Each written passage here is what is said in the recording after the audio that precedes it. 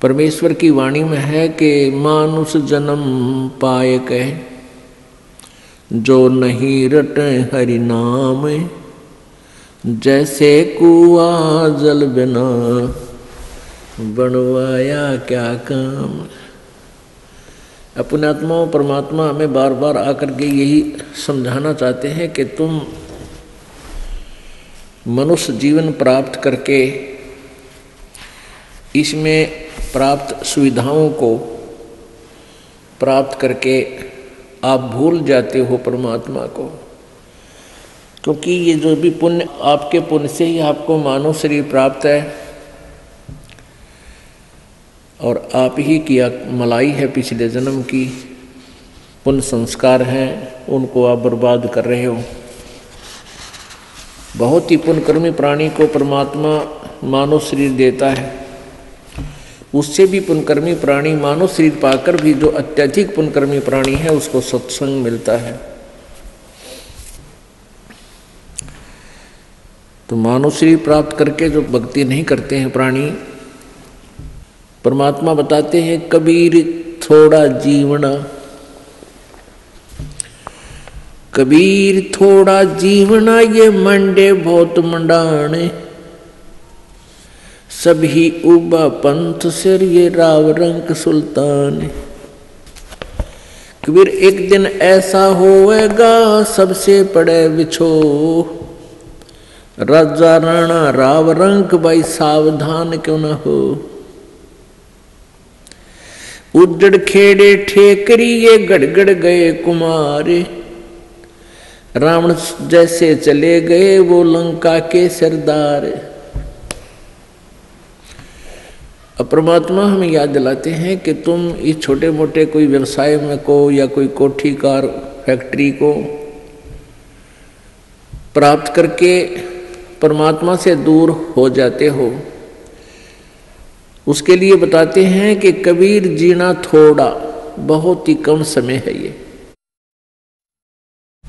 और आपके जो इरादे हैं वो बहुत लंबे चौड़े, आपकी कल्पनाएं बहुत लंबी चौड़ी, ये कर दूंगा वो कर दूंगा, और एक पल का भरोसा नहीं, कब यहाँ से शरीर छूट जाए, जीव चला जाए।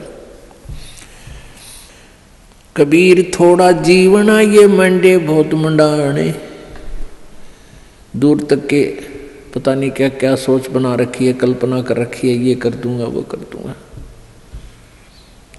और कहते हैं सभी चल रहे हैं यहाँ से, सभी का एक दिन प्रतिदिन कम हो रहा है। हम कितने नशे में हैं। कबीर ये माया अटपटी, कबीर ये माया अटपटी, सब घट आण अड़ी, किस किस को समझाऊं या कुएं भांग पड़ी। इस काल भगवान ने ये त्रिगुणमयी माया, रजगुण ब्रह्मा, सतगुण विष्णु, तमगुण शिव जी के द्वारा ये आप जी को यहाँ उलझा रखा है, इस माया जाल में फंसा रखा है। ब्रह्मा जी की रजोगुण माया के आधार से आप जी संतानों उत्पत्ति करते हो, यहाँ के ठाठ बाट की चाह करते हो, और विष्णु जी के सतोगुण की माया के प्रभाव से आप जी यहाँ एक दूसरे में ममता मोह के माध्यम से जुड़े हुए हो, जकड़े हुए हो। तो पर आप जी के हमारे ऊपर इतना जबरदस्त दबाव है कि हमें कुछ भी दूर तक का सूझता नहीं, हमें होश नहीं है। इस त्रिगुणमयी माया की भांग का नशा हमारे ऊपर इतना प्रभावित है कि हमें अपनी मौत दिखाई नहीं देती। परमात्मा याद दिलाते हैं जैसे कोली रेजा बुने और बुनते आवे ओड़े, ऐसे लेखा तेरे जीवन का कुछ दौड़ सके तो दौड़े। जिस प्रकार पहले, आजकल तो फैक्ट्रियां बन गई, ये मशीन ऐसी आ गई जो कपड़े फटाफट बुन देती हैं, पहले हाथ से कपड़ा बुना करते थे, लंबे लंबे धागे बांध लिया करते थे, उसको खड्डी बोलते थे। और पतला सा धागा होता है, उस धागे को उन धागों में से हाथ से निकाला करते थे। एक मैनुअली हैंडल करके एक हाथ से ऐसे एक नली सी होती थी, उसके अंदर से निकाल देते, एक एक धागा ऊपर नीचे करके, फिर दूसरा धागा ऐसे लाते थे, फिर ऐसे लाते थे, फिर ऐसे लाते थे। और इतने पतला धागा होता है और इतना लंबा उसका थान बोलते थे। एक बहुत लंबा थान लगभग 50-60 फुट का वो तैयार हो जाता है। यानी उस पतले से धागे से बार बार ऐसे चलने से वो अंत आ जाता है, वो कब थान इतना लंबा पूरा हो जाता है, उसका एंड हो जाता है। इसी प्रकार आप जी का जो जीवन है, ये प्रतिदिन एक धागा आपका इसमें प्रवेश हो रहा है और एक दिन वो भी आएगा जिस दिन आपके जीवन का उत्थान कंप्लीट होगा।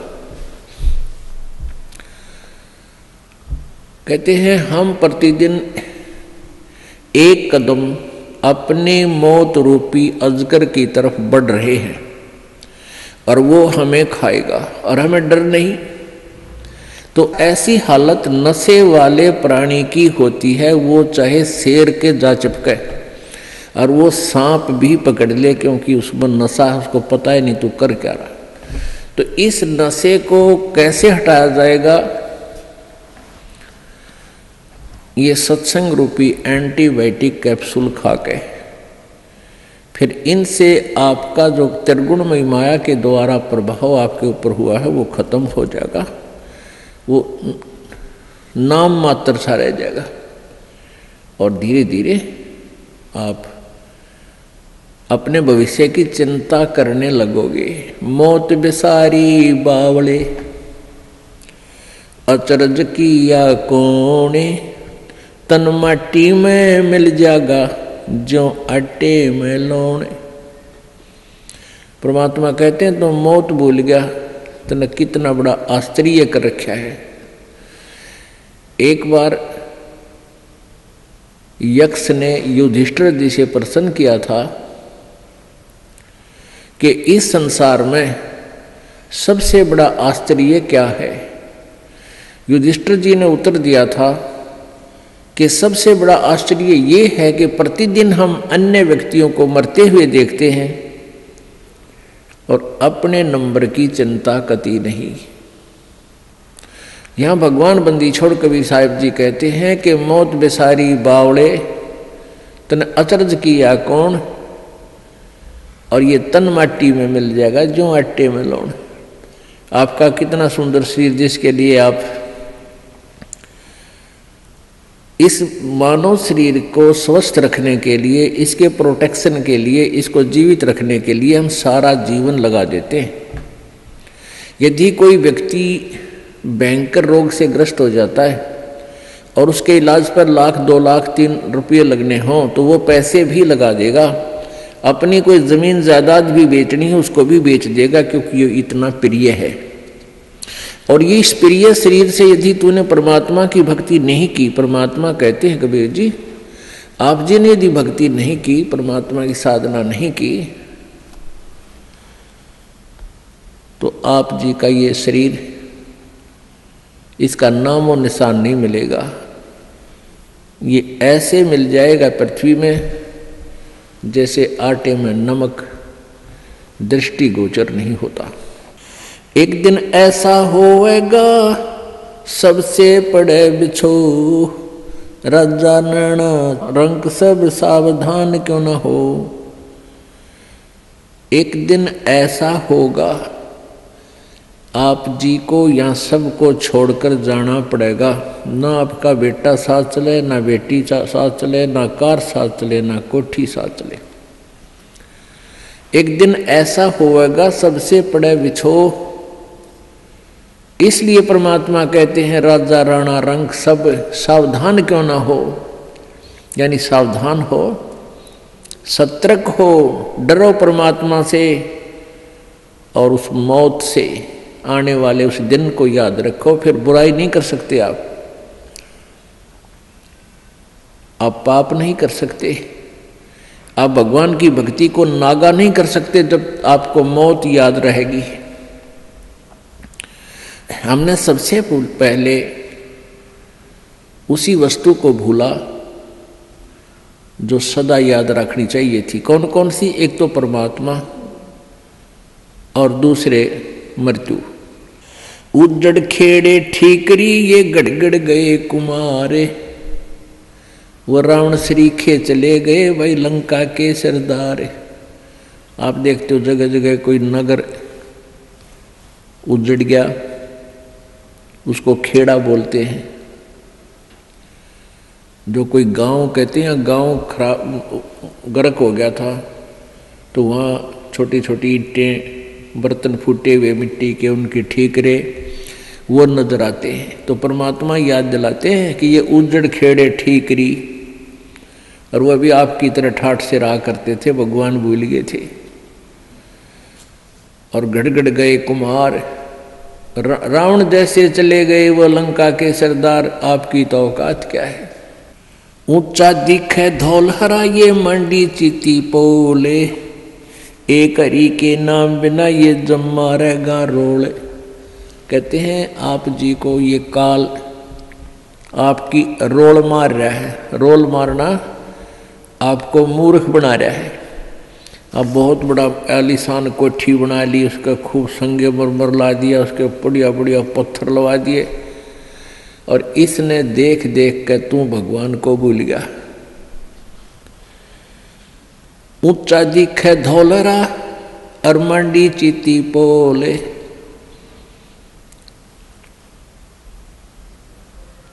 एक हरि के नाम बिना ये जम्मा रहे रोल।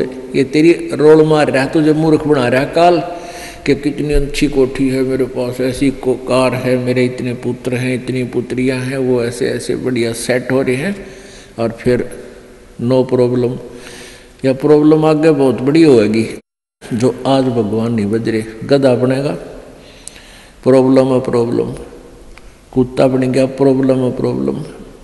तो उनका समाधान अब ही हो सकता है पूर्ण परमात्मा की सत्य भक्ति से और पूर्ण सतगुरु की शरण में आने से।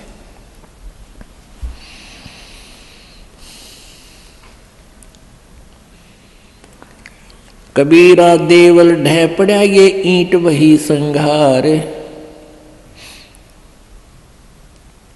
कोई चे जा रहा चुनिया मिला न दूजी बार। का चुनावे मैडिया ये चुना मटी लाए, मौत चुनेगी पापड़ी तन दौड़ कलेगी आए। परमात्मा कहते हैं, भगवान कबीर जी कहते हैं कि भक्ति के बिना आपके ये लंबी लंबी कोठियां बनाने लग रहा है, और यह मौत पापड़ी तन एकदम झपट्टा मार के ले जाएगी, और ये कोठी तेरी यहीं रह जाएगी।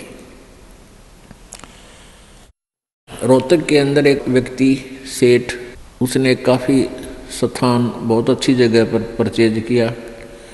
वो पुरानी दुकान सी थी, उन सबको फोड़ फाड़ कर बहुत बढ़िया एक बहुत लंबा चौड़ा बनाने लग गया। वहाँ पर मार्केट बना रहा था, और उसको ये था कि इसमें लाखों रुपए महीने की इनकम होगी।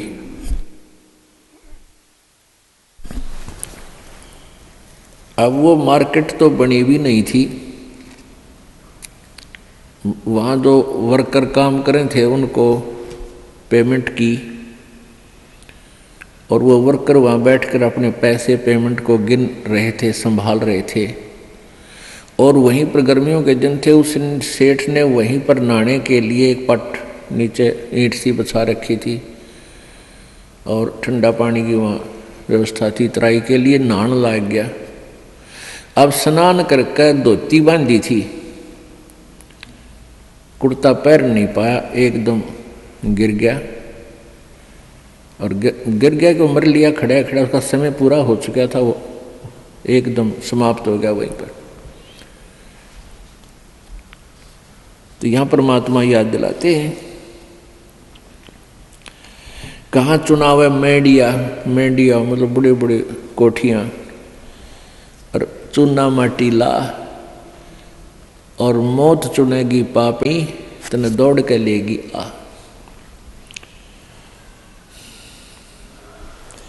कहा चुनाव है मेंढिया ये लंबी भीत उसार,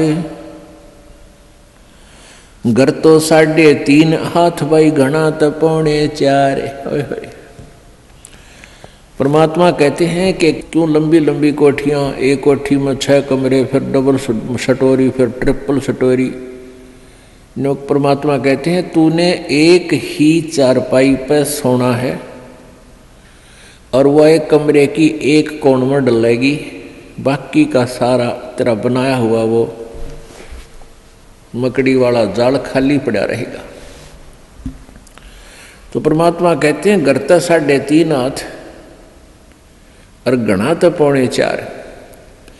एक व्यक्ति का अपना शरीर का जो डायमेंशन है, अपने हाथ के 3.5 हाथ, 3.5 हाथ, कोई चाहे छोटा है चाहे बड़ा, अपने हाथ नाप के देख लियो, उसका लंबाई 3.5 हाथ की होती है, और एक हाथ का ऐसे पूरा विस्तार होता है। कहते हैं घर तो 3.5 हाथ, यानी इतनी जगह चाहिए तेरे को, तेरा शरीर आ जाए उसमें, और घना तो 4.25, यानी घना कर 3 इंच फालतू और बना ले। कहने का भाव यो है कि मिनिमम प्रत्येक चीज को मिनिमाइज कर दो, और फिर देख सुख परमात्मा का, आनंद देख मालिक का। जिस कोठी बंगले के बनाने के लिए ना जाने कितने 2 नंबर के काम करे, या कर्जा वर्जा लेकर कोठी बनावे दुनिया में लोग दिखावा करने के लिए, फिर वो कर्जे वाले पीछे पीछे आप लुकता फिरे, सो झूठ बोला, आज कोई ना कह दे करके बाहर जा रहा है। वो दिन की चैन रात की नींद दोनों गई। तो इस प्रकार हमने समाज लोग को नहीं देखना है, हमने अपने मालिक के ज्ञान को ही आधार बना के अपना जीवन सुचारू करना है। कबीर 5 तत्व का पूतला मानुष दरिया नाम, 4 दिना के कारण ये फिर रोक कर ठाम। अब क्या बताते हैं, ये 5 तत्व की बना हुआ ये मिट्टी का शरीर, इसका मानुष धर दिया नाम, और 4 दिना का जीवन है। पता नहीं कहाँ कहाँ पर कोठी बनाता है, गुड़गांव में एक प्लाट ले लिया, हिसार में एक बड़ा बड़ा मकान ले लिया, जींद में अर्बन स्टेट में कोठी ले ली। परमात्मा कहे 2 दिन का जीना है, और पता नहीं कित कित स्थान रोक के बैठा है। अब मेरे पास फिर भूत बनकर सैर सपट्टे करेगा कदे उसको ठीक है देखने जा कदे उसने, और घर वाले के कर मृत्यु होते ही उसको तो लेकर जाएंगे शमशान घाट पर शरीर को, और पीछे तो पहले काठ की देल होया करती, चौखट नीचे काठ की, उसमें कील गाड़ दिया करते, जंतर मंतर करके कदे फेर ना आ जा उल्टा यो भूत है। और वो सारा जीवन खो दे उस कोठी बनाने में, उसको वापस प्रवेश निषेध।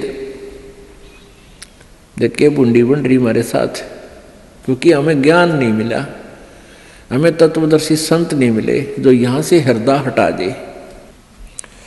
कबीर कहाँ गर्बिया ये ऊंचा देख आवाज से, काल पड़े जमी लेटना तेरा ऊपर जम घास। परमात्मा कहते हैं कि अभिमान कर रहा है, कि गर्व कर रहा है तू इस ऊंचे मकान और कोठी का, कल को तेरी मृत्यु हो जाएगी और फूंक देंगे तेरे को शमशान घाट पर, और उस मिट्टी पर घास जमेगा, गधे फिरेंगे, कुछ डांगर अंडा करेंगे तेरी माटी के ऊपर के। पुण्यात्मा हम भगवान से दूर हो गए, कारण क्या है कि हमें ज्ञान नहीं मिला। बच्चे को बचपन में जो शिक्षा चाहिए थी वो शिक्षा नहीं मिलती। जो बच्चे स्कूल में शिक्षा ग्रहण करने जाते हैं उनको अक्षर ज्ञान अवश्य चाहिए, लेकिन उसके बाद अक्षर ज्ञान के बाद जो शिक्षा चाहिए वो आध्यात्मिक ज़्यादा चाहिए। एक शिष्टाचार अत्यधिक पढ़ाना चाहिए। बुराइयों से डरने के लिए बहुत सी कथाओं का हमारे पाठ्यक्रम में, बच्चों के पाठ्यक्रम में समावेश होना चाहिए, और नहीं है। पुण्यात्माओं, आप किसी भी व्यक्ति को वर्तमान में कितनी ही अच्छी आत्मा है वो, ज्ञान के अभाव से उसको आप कहिएगा कि आओ सत्संग में चलते हैं, तो वो कहता है कि अभी समय नहीं है, फिर देखेंगे, कभी ना कभी अवश्य चलेंगे। अच्छी आत्मा तो इतना कह के टाल मटोल कर देता है, बात वही है। और दूसरे को आप कहोगे कि आओ सत्संग में चलते हैं, वो कहेगा अभी समय नहीं है हमारे पास। और ये क्या सत्संग का टाइम है? ये सत्संग की उम्र थोड़ी है। सत्संग तो बुढ़ापे में सुनाएंगे, फिर भक्ति करेंगे। ये कोई भक्ति का समय थोड़ा। पुण्यात्मा, ये अटकल अपनी आप लगाई हुई है, परमात्मा का विधान ऐसा नहीं है।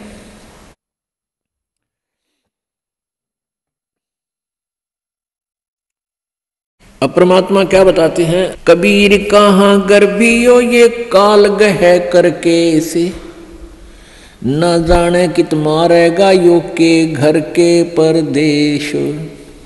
पिछले वर्ष सन 2010 की बात है। यहाँ इसार का एक डॉक्टर, बहुत सुप्रसिद्ध डॉक्टर आँखों का, और बहुत पैसा उसके पास, अपने पुत्र का एडमिशन कराने के लिए गाड़ी में जा रहा था। पुत्र, उसकी पत्नी और वो स्वयं।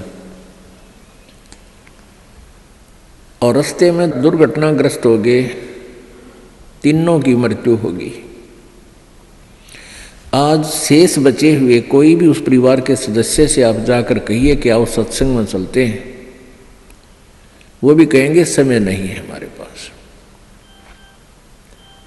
अन्य किसी डॉक्टर से आप जाकर कहिए कि चलो सत्संग सुनो कुछ देर, वो कहते नहीं, मेरे पास तो मरीजों की लाइन लगी हुई है, मेरे पास समय नहीं है। तो एक डॉक्टर लाइन नहीं, किसी को भी आप कहिए जाकर के। पुण्यात्माओं, इसका कारण क्या है कि हमें अध्यात्म ज्ञान बिल्कुल नहीं, आध्यात्मिक ज्ञान के बिना हमें डर नहीं हो सकता, चिंता नहीं बनती, और जब तक हमें परमेश्वर की महिमा का ज्ञान नहीं होगा तो हमें रुचि नहीं बनती। अब हमारे को जो ज्ञान दिया गया बचपन में, यही दिया गया कि उसके लड़के ने कोठी बना ली, वो डॉक्टर लगा हुआ था, प्राइवेट क्लिनिक है, 2 कोठी बना दी, कार ले ली।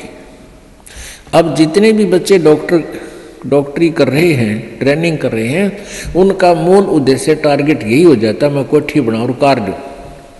यदि हमारी एजुकेशन में ये आध्यात्मिक ज्ञान अत्यधिक प्रवेश हो तो उन बच्चों का ये टारगेट ना रहे, और वो बिल्कुल बहुत जायज़ फीस ले, जायज़ काम करें, और बहुत ही सस्ता ट्रीटमेंट करें, भगवान से डरने वाले होंगे। अब तो रोगी मर गया, ट्रीटमेंट के अंतर्गत अपना हिसाब बना कर देंगे, हमारा पूरा हिसाब दे जा, पैसे दे दो, ये एडवांस जमा करा लेते। बात ये नहीं है कि पैसे ना लो, पैसे तो उनके लगे हैं, देने भी चाहिए, लेने भी चाहिए, लेकिन 1 के 20 नहीं लेने चाहिए, 1 के 100 नहीं लेने चाहिए। और वो 1 रुपये की चार्ज के 100 लेते हैं, और फिर कहाँ ले जाते हैं? यही छोड़ जाते हैं। परमात्मा कहते हैं इस माया के कारण फिरा देश प्रदेश। अभी पीछे समाचार पत्र में आया हुआ था, हरियाणा अंबाला का रहने वाला एक लड़का इटली गया हुआ था, वहाँ से वापस आया, क्योंकि वहाँ यहाँ की बजाय, हिंदुस्तान की बजाय वहाँ अधिक पे मिलती है, तनख्वाह मिलती है, रोजगार के लिए वहाँ गए, अच्छा पैसा लेकर आते हैं वहाँ से। तो फिर वो अपने परिवार को लेकर के गाड़ी में, उसका अपना परिवार 3 सदस्य, एक पुत्र 2 हुए, और एक भाई की पत्नी और उस भाई का बच्चा, वो 5 जावे थे पीर पूजन, पीर की पूजा करने। और उस पेपर में लिखा, समाचार पत्र में लिखा हुआ था कि वो एकदम इतनी ऊंचाई से गुजर रहे थे कि वहाँ से गाड़ी पलट गई और 50 फुट नीचे तालाब में गिर गई। वो 500 मर गए। पुण्यात्माओं, हम भूल जाते हैं कि ये घटना उसके साथ घट गई, हमारे साथ नहीं घटेगी। हमारे साथ ऐसी नहीं घटेगी तो कोई और तरह की घट जाएगी। यानी काल ने तो हमारे को यहाँ से जो उसने समय निर्धारित किया उसी दिन उठा लेना है। एक भक्त बता रहा था कि मेरे मामा के 5 लड़कियां और मेरी मामी भात न्योतन जावे थी, 3 लड़कियों की शादी इकट्ठी। भात न्योत का वापस आवा थी, रोहतक के बस स्टैंड पर खड़ी थी।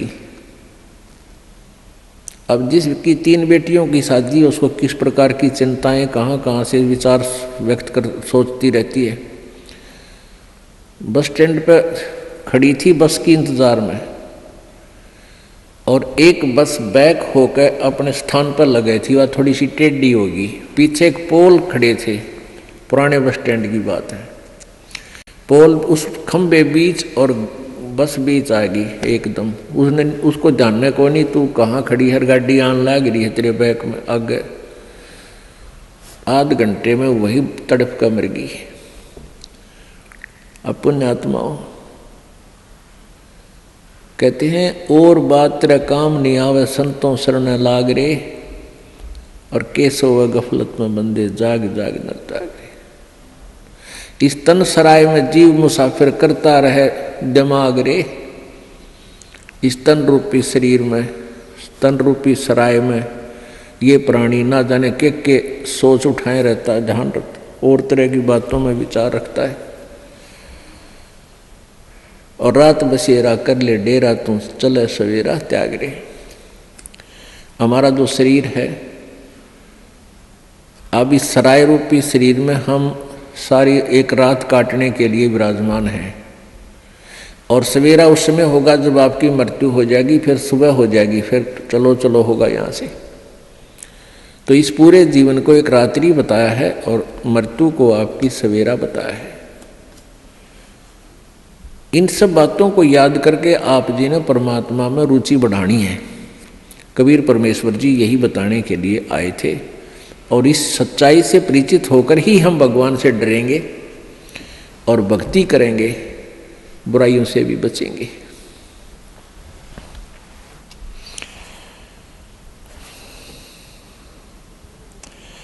कबीर कहाँ गर्बियो काल गह करके से, ना जाने कित मारसी के घर के परदेश। यानी अब तो घर में मारेगा ना, कि दोबारा जा रहा होगा वहां मार देगा। कबीरा धंधा करते रहे, बिन धंधे धन ना होए। परमात्मा कहते हैं कबीर धंधा करता रहे, बिन धंधे धन नाही। और जो नर भूले ज्ञान मूल को, ते धंधे ध्यावे नाही। परमात्मा कबीर परमेश्वर जी ये कह रहे हैं कि धंधा करना पड़ेगा, धंधे बिना इनकम नहीं हो सकती, काम तो करना ही पड़ेगा। पर उनको उल्हाना दे रहे हैं कि जो इस धंधे में भगवान ना बजते, काम करते करते मालिक को याद नहीं रखते, वो नर अपना उस मूल ज्ञान से परिचित नहीं है, वो अपना जीवन व्यर्थ कर रहे हैं।